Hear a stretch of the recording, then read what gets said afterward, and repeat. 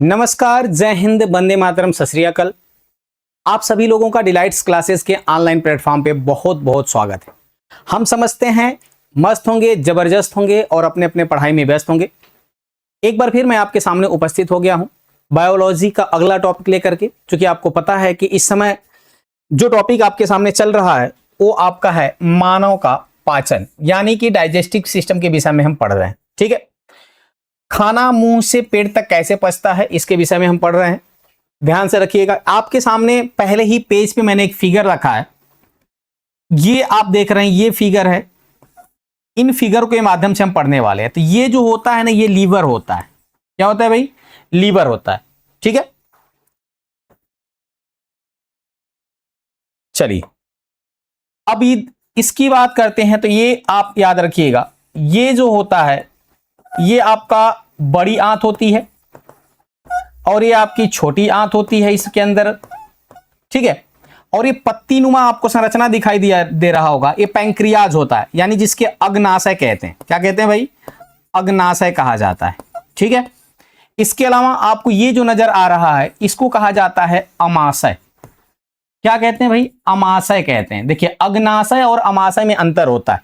अग्नाशय का मतलब होता है पैंक्रियाज। क्या होता है भाई? पैंक्रियाज होता है, जिसे अग्नाशय कहते हैं। इसको मिक्स्ड ग्लैंड के नाम से भी जाना जाता है, यानी मिश्रित ग्रंथि के नाम से जाना जाता है। मैंने आपसे बताया था ग्रंथि कितने प्रकार की होती है। कहेंगे सर ग्रंथि दो प्रकार की होती है, एक आपकी इंडोक्राइन ग्लैंड होती है, एक आपकी एक्सोक्राइन ग्लैंड होती है, यानी अंतःस्रावी ग्रंथि और बहिःस्रावी ग्रंथि। तो जो हार्मोन का स्राव करती है उसे अंतःस्रावी ग्रंथि कहते हैं, और जो जूस या एंजाइम का स्राव करती है, यानी पाचक रस और एंजाइम का स्राव करती है, उसे एक्सोक्राइन ग्लैंड यानी कि हम बहिःस्रावी ग्रंथि कहते हैं। लेकिन जो दोनों का स्राव करती है उसको कहा जाता है मिक्स्ड ग्लैंड, यानी कि मिश्रित ग्रंथि। और कौन सी है भाई? पैंक्रियाज आपकी मिश्रित ग्रंथि कहलाती है। ठीक है, तो इतना फिगर में आप देख चुके हैं। चलिए हम इस सेशन को आगे बढ़ाते हैं। चलिए, अगर मैं इस सेशन को आगे बढ़ाऊं तो पाचन के पूरे सफर की मैं अगर बात करूं तो याद रखिएगा, देखिए पहली बात, जो भोजन होता है वह मुख से हमारे अंदर प्रवेश करता है और आइसोफोगस यानी आहार नलिका से होते हुए, हालांकि आहार नलिका का कोई काम नहीं होता है, केवल काम होता है कि भोजन को अमाशय तक ट्रांसफर करना। ठीक है ना? कहां पहुंचता है भाई? ये देखिए, ये आपका लीवर नजर आ रहा है।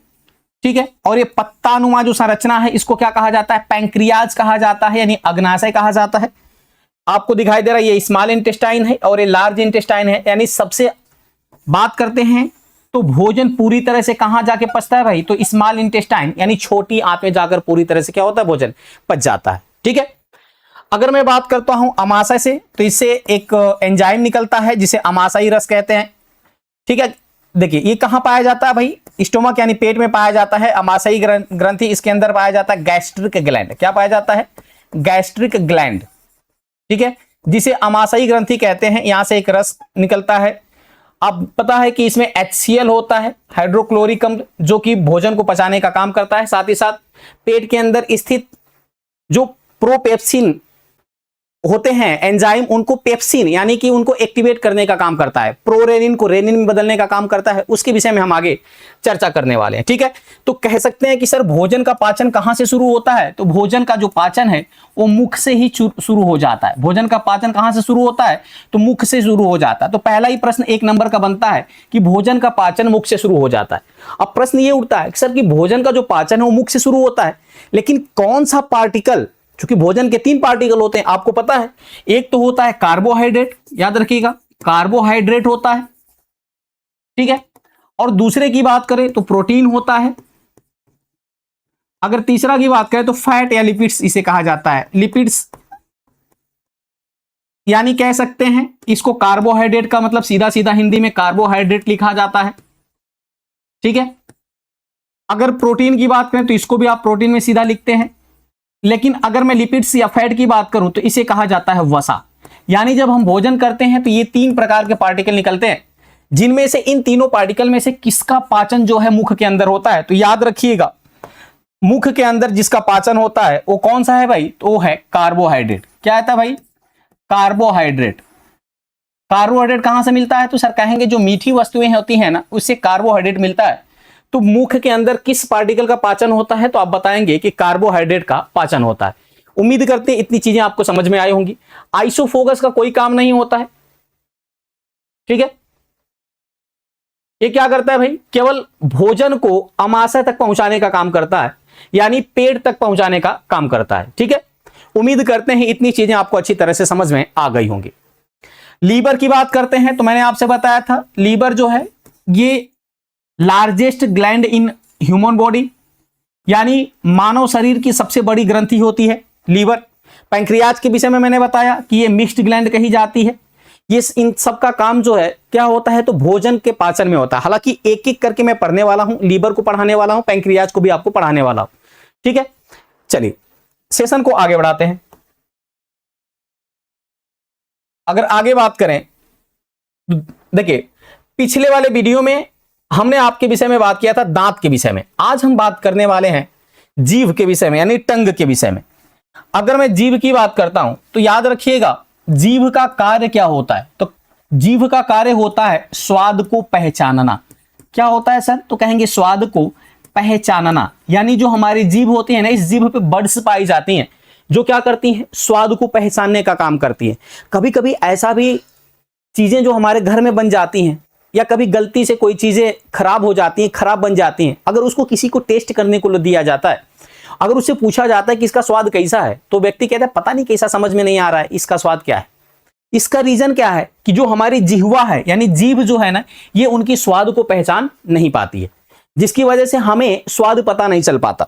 तो देखिए, अगर मैं जीभ की बात करता हूं तो याद रखिएगा ये जो सबसे ऊपरी वाला हिस्सा होता है, ये वाला ना, अगर मैं बात करूं तो यहां जो है किसका पता चलता है, तो याद रखिएगा लहसुन और प्याज का। लहसुन और प्याज, हालांकि लहसुन और प्याज में कोई स्वाद नहीं होता।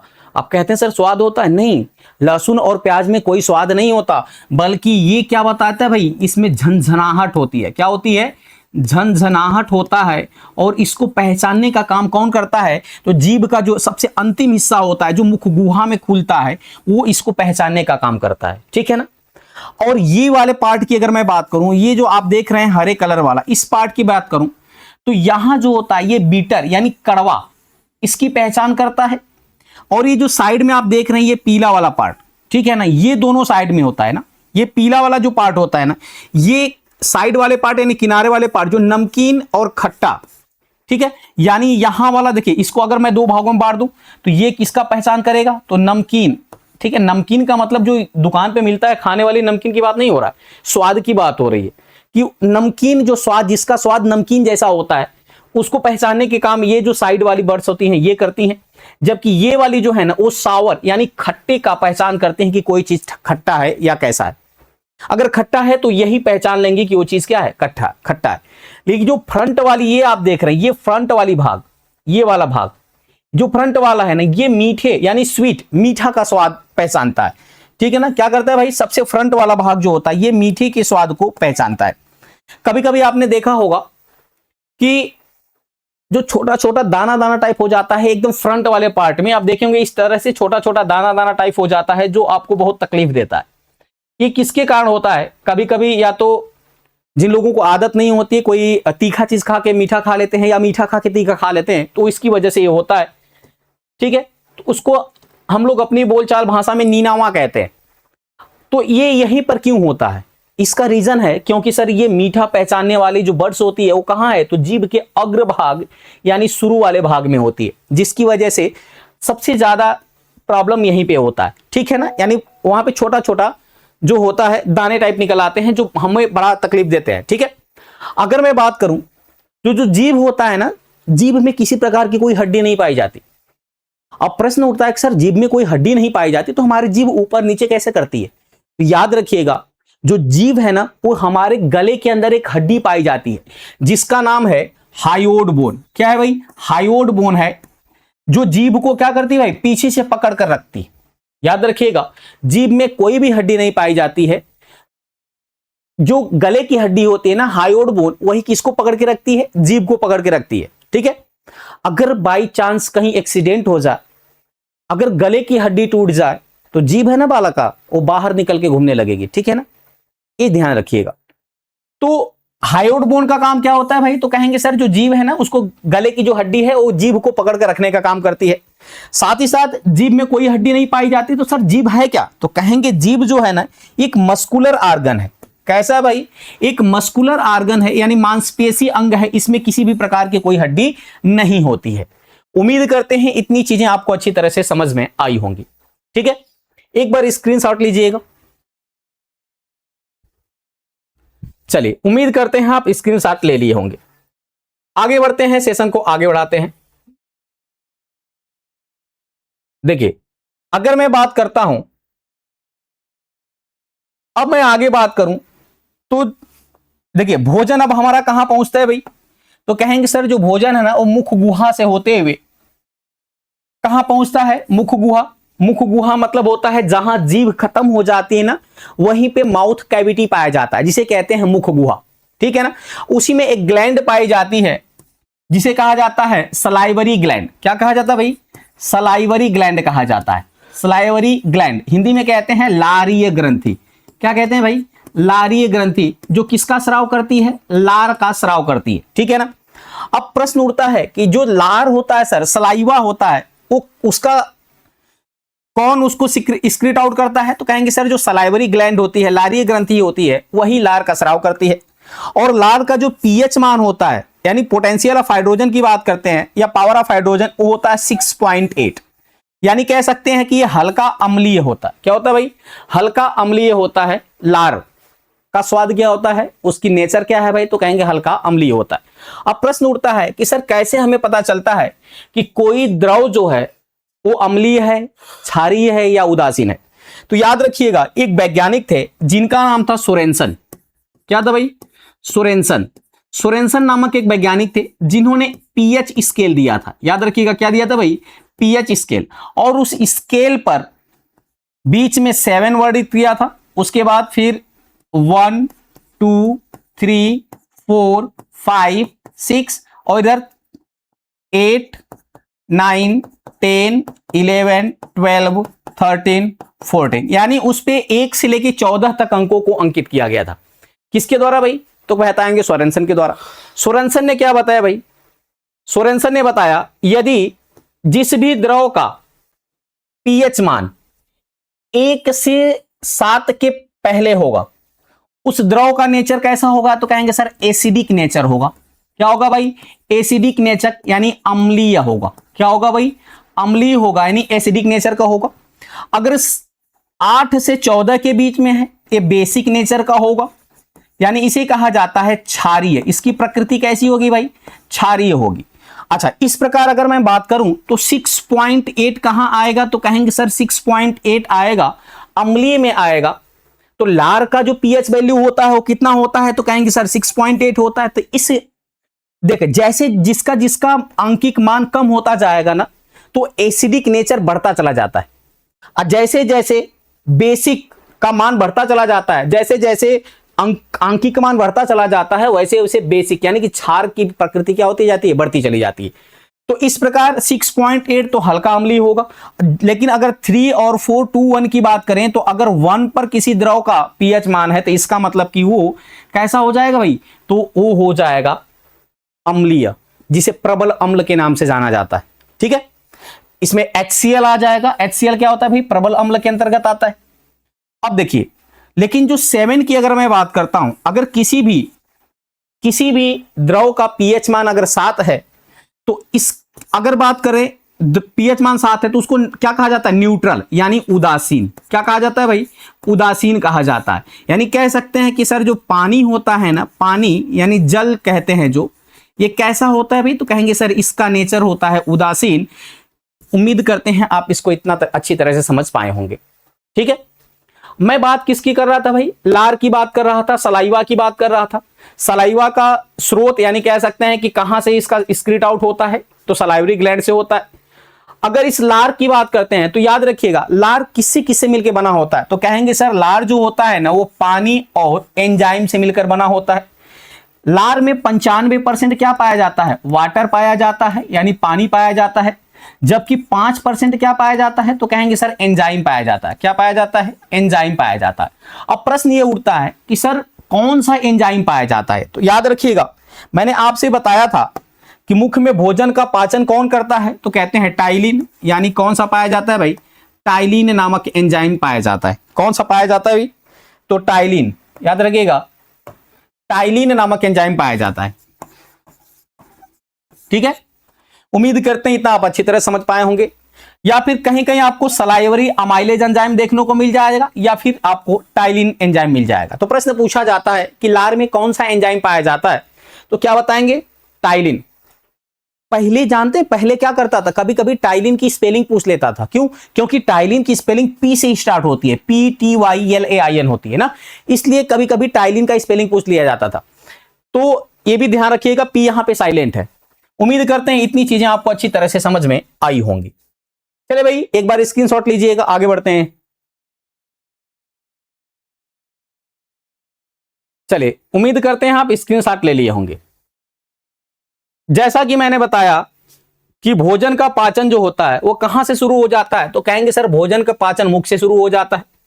अब मुख में कौन से पार्टिकल का पाचन होता है, तो कहेंगे सर मुख के अंदर जो होता है, मैंने आपको बताया कि कार्बोहाइड्रेट या शुगर का पाचन होता है। अब याद रखिएगा इस कार्बोहाइड्रेट और शुगर का कौन पचाता है, तो टाइलिन नामक एंजाइम पचाता है। और इसको पचाने के बाद किसमें चेंज कर देता है, तो ग्लूकोज में चेंज करता है। किसमें करता है भाई? ग्लूकोज में चेंज करता है। यानी कह सकते हैं कि जो कार्बोहाइड्रेट का 70% जो पाचन हो जाता है वो कहां हो जाता है? हमारे मुख के अंदर हो जाता है। यानी इस प्रकार कह सकते हैं कि जो कार्बोहाइड्रेट होता है ना, इंस्टेंट एनर्जी का पार्टिकल होता है। क्या होता है भाई? इंस्टेंट एनर्जी वाला पार्टिकल होता है। याद रखिएगा, कभी आपने देखा होगा क्रिकेट वगैरह के फील्ड में जो खिलाड़ी होते हैं ना, उनको केला खिलाया जाता है। पता है कि क्योंकि केला में कार्बोहाइड्रेट ज्यादा पाया जाता है, और कार्बोहाइड्रेट केला ज्यादा खाते हैं, इसका मतलब क्या है भाई? वो मीठी चीज है। अब उसका पाचन कहां हो जाएगा? मुख के अंदर हो जाएगा। और उनको इंस्टेंट एनर्जी यानी त्वरित ऊर्जा, क्या होता है भाई? इंस्टेंट एनर्जी का मतलब त्वरित ऊर्जा, उनको तुरंत एनर्जी मिल जाती है, जिसकी वजह से उनको क्या खिलाया जाता है? केला खिलाया जाता है। और जब मीठा होता है तो उसको पाचन कौन करता है? तो टाइलिन उसका पाचन करता है। उम्मीद करते हैं इतनी चीजें आपको अच्छी तरह से समझ में आई होंगी। देखिएगा कुछ फैक्ट देख लेते हैं। जो कमजोर व्यक्ति होता है यानी लो बीपी वाले होते हैं, ऐसे व्यक्ति को क्या खिलाने की सलाह देते हैं डॉक्टर? मीठा खिलाने की। क्यों? क्योंकि मीठे का जो 70% जो पाचन होता है ना, वो कहां हो जाता है? तो मुख के अंदर ही हो जाता है। शरीर को तुरंत एनर्जी यानी त्वरित एनर्जी मिल जाती है। ठीक है, एक प्रश्न पूछा जाता है कि मुख के अंदर किस पार्टिकल का पाचन नहीं होता है, तो मैंने बताया कि केवल व केवल कार्बोहाइड्रेट का पाचन होता है। तो किस पार्टिकल का पाचन नहीं होता? तो कहेंगे सर जो प्रोटीन होता है ना, इसका, साथ ही साथ लिपिड्स जो फैट होता है, इसका मुख के अंदर पाचन बिल्कुल भी नहीं होता। इतनी चीजें आपको समझ में आई? उम्मीद करते हैं ये सारे पॉइंट आप अच्छी तरह से समझ पाए होंगे। एक प्रश्न और पूछा जाता है कि मनुष्य में यानी ह्यूमन में, याद रखिएगा मनुष्य यानी ह्यूमन की बात करें तो ह्यूमन के अंदर जो ग्लूकोज होता है, ह्यूमन के अंदर जो ग्लूकोज होता है उस किस फॉर्म में संचित होता है? तो याद रखिएगा ये ग्लाइकोजन के फॉर्म में संचित होता है। किस फॉर्म में भाई? ग्लाइकोजन के फॉर्म में संचित होता है। ये भी प्रश्न पूछा जाता है। दूसरा ये भी पूछा जाता है कि ग्लूकोज जो होता है वो पौधों में किस फॉर्म में संचित होता है? तो स्टार्च के फॉर्म में। किसमें होता है भाई? स्टार्च के फॉर्म में संचित होता है। ठीक है, अभी जब मैं पढ़ाऊंगा पौधों के विषय में तब मैं वहां उन चीजों को पूरी तरह से डिटेल में आपको कवर करने वाला हूं। ठीक है, उम्मीद करते हैं इतनी चीजें आप अच्छी तरह से समझ पाए होंगे। एक बार फिर आप स्क्रीनशॉट लीजिएगा। चलिए उम्मीद करते हैं आप स्क्रीनशॉट ले लिए होंगे। अब हम बात कर लेते हैं आहार नलिका की। देखिए अगर आहार नलिका की बात करें तो देखिए सबसे बड़ी चीज है जो हमारी गले में है ना, ये इसमें दो नलिकाएं हैं। एक होती है फूड पाइप, एक होता है विंड्स पाइप। यानी फूड पाइप जाकर के कहां खुलती है? हमारे स्टोमक में खुलती है। और विंड्स पाइप जाके कहां खुलती है भाई? तो हमारे लंग्स में यानी फेफड़े में जाके खुलती है। तो चूंकि हम डाइजेस्टिव सिस्टम पढ़ रहे हैं तो हमको केवल क्या पढ़ना है? Food pipe. एयर वाले से कोई मतलब नहीं, उसको तो हम रेस्पिरेटरी सिस्टम में पढ़ेंगे।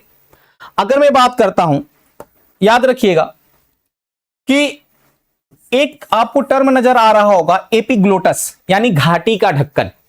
ठीक है, इसके पहले आप जान लीजिए कि ओइसोफोगस यानी आहार नलिका, जिसे फूड पाइप भी कहा जाता है, जो कितने मीटर लंबा होता है भाई? तो 25 सेंटीमीटर लंबा होता है। ठीक है, ये जो आप देख रहे हैं ये नलिका यहां से होकर के जो हमारे स्टोमक तक जाती है उसकी कितनी लंबाई होती है, तो कहेंगे सर उसकी जो लंबाई होती है वो 25 सेंटीमीटर होती है। ये सीधा सीधा प्रश्न आपके एग्जाम में 1 नंबर में पूछा जाता है या फिर आपसे पूछ लिया जाता है एमसीक्यूज के फॉर्मेट में। याद रखिएगा, अगर मैं एपिग्लोटिस की बात करता हूं, घाटी के ढक्कन की, तो ये जो होता है ना एज अ स्विच की भांति कार्य करता है। क्या करता है भाई? एज अ स्विच की भांति कार्य करता है। जब आप भोजन करते हैं तो उस दौरान ये जाकर के जो घाटी का ढक्कन होता है ना, ये आप फिगर में देख पा रहे हैं, देखिए ये जो होता है इसी को कहा जाता है घाटी का ढक्कन, यानी एपिग्लोटिस कहा जाता है। ये क्या करता है भाई? ये जाकर के किसको ढक लेता है? तो देखो ये है आपकी विंड्स पाइप। क्या भाई? विंड्स पाइप, जो कि कहां जाके खुलती है? तो कहेंगे सर ये जाके खुलती है किसमें? लंग्स में, जिसे श्वास नली कहते हैं। और ये आपकी जो है ये आपकी है फूड पाइप, जो भोजन यानी ये जाकर कहां खुलती है भाई? तो ये जाकर खुलती है आपके स्टोमक में, यानी पेट के अंदर। ठीक है, तो अगर मैं बात करूं कि ये जो घाटी का ढक्कन एपिग्लोटिस होता है, ये क्या करता है? याद रखिएगा, जब हम भोजन करते हैं ना तो ये जाकर के फूड पाइप को खोल देता है और ये विंड्स पाइप पे जाकर के बैठ जाता है, यानी स्विच हो जाता है। तो भोजन का कोई भी पार्टिकल, खाते वक्त भोजन का कोई पार्टिकल जो कि इसमें ना जा पाए, यानी लंग्स के पार्ट वाले में ना जा पाए, यानी एयर वाले पाइप यानी विंड्स पाइप यानी श्वास नलिका में ना जा पाए, इसकी वजह से ये घाटी का जो ढक्कन है ना, ये जाकर के एज ए स्विच की तरह किसको ढक लेता है भाई? तो विंड्स पाइप को ढक लेता है। ठीक है, जैसे देख लीजिएगा ध्यान से, ये मान लीजिए ये फूड पार्टिकल है, ये कहां जाएगा? तो कहेंगे सर ये सीधा जाता है स्टोमक में। अगर गलती से खाते वक्त जब व्यक्ति बात करता है या हंसता है तो उस दौरान देखते हैं ना, चावल अगर खा रहा हो या कोई भी छोटा सा पार्टिकल होता है ना, वो कहां से, देखिए ये हंसते वक्त ये इस वाले पार्ट में चला जाता है। जब इस वाले पार्ट में चला जाता है, विंड्स पाइप में चला जाता है, तो हमें खांसी आती है, जैसे लगता है कि जैसे कहते हैं ना सरक गया, हम लोग को पानी चाहिए, तुरंत पानी चाहिए था। और जब सरकता है तो कभी जब हम खांसते हैं बाहर की तरफ तो फिर से यही वाला पार्ट वाला भोजन आपके कहां चला आता है? वापिस से मुख के अंदर चला आता है। लेकिन कभी कभी जो है ना घटना भी घट जाती है, इसीलिए खाते वक्त कभी भी हंसना नहीं चाहिए, ना बात करना चाहिए।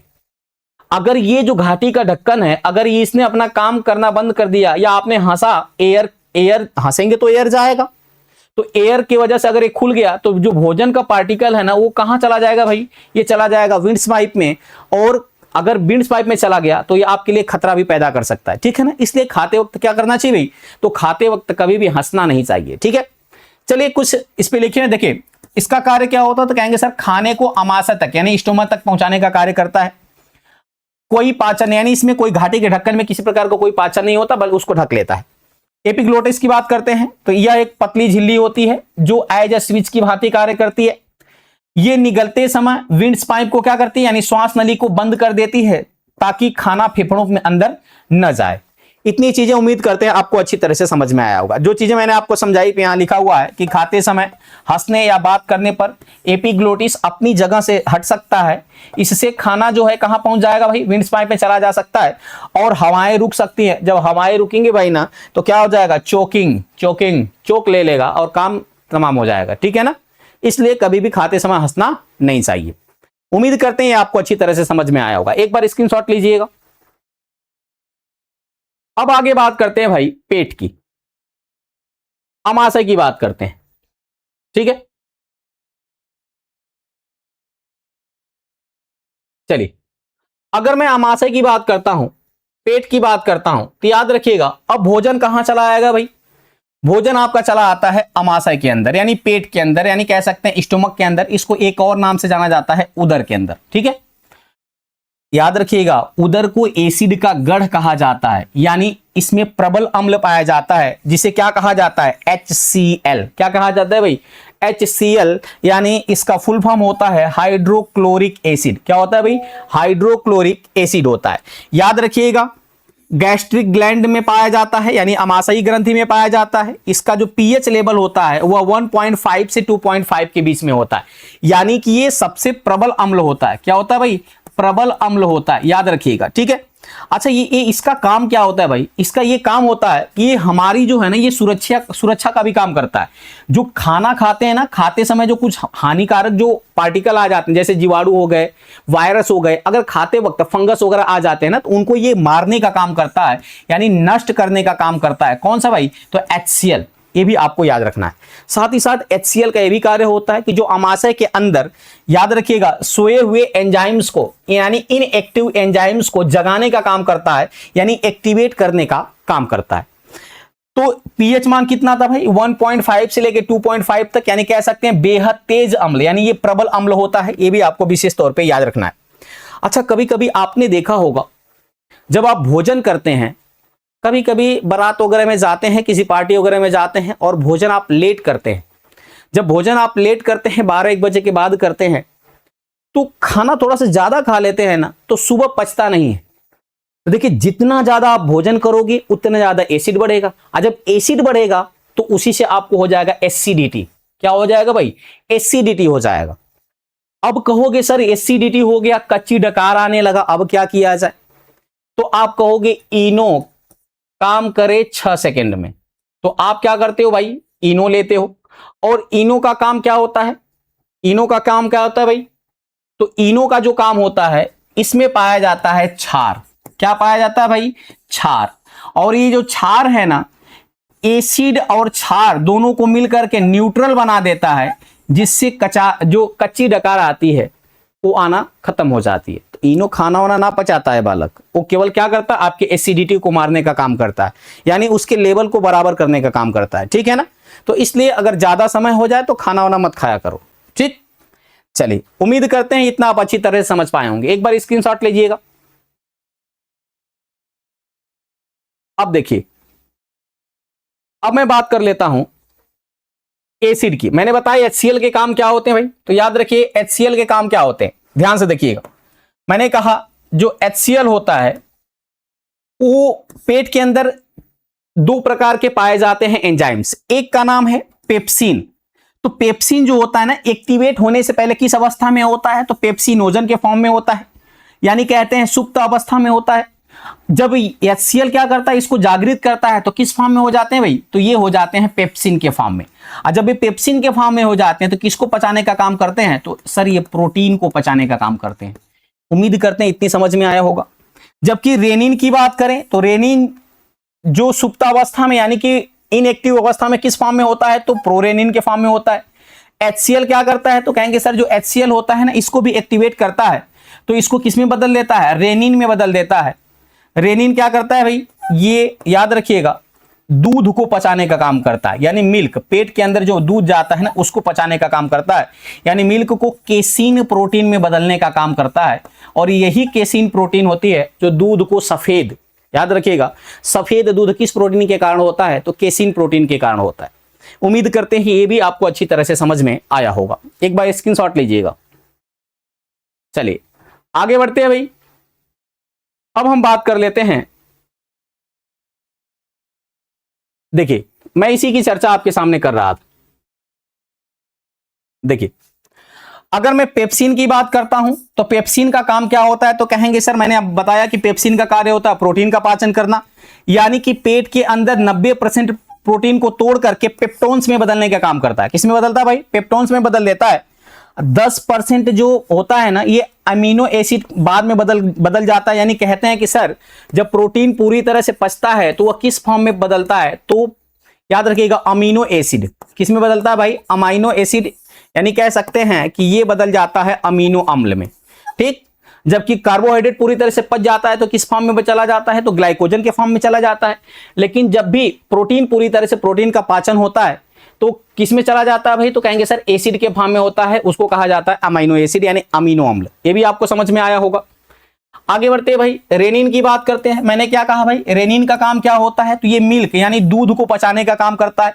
यानी दूध में मौजूद जो केसिन प्रोटीन होता है ना, इस प्रोटीन को 100% पचाने का काम करता है रेनिन। आपको समझ में आया। और जो पेप्सिन होता है ना, पेप्सिन का काम होता है दूध को सफेद करना, यानी पेप्सिन की वजह से दूध सफेद होता है। आपने सुना होगा, आपने देखा भी होगा कि गाय का जो दूध होता है ना, भैंस के दूध से हल्का पीला होता है। इसका रीजन क्या है, तो उसके अंदर एक कैरोटीन पाया जाता है, एक प्रोटीन पाया जाता है जिसका नाम है कैरोटीन प्रोटीन। कौन है भाई, कैरोटीन प्रोटीन। ठीक है, एक प्रोटीन पाया जाता है जिसको कहते हैं कैरोटीन प्रोटीन। कैरोटीन प्रोटीन जो होता है ना, ये मिल्क में पाया जाता है, दूध में पाया जाता है।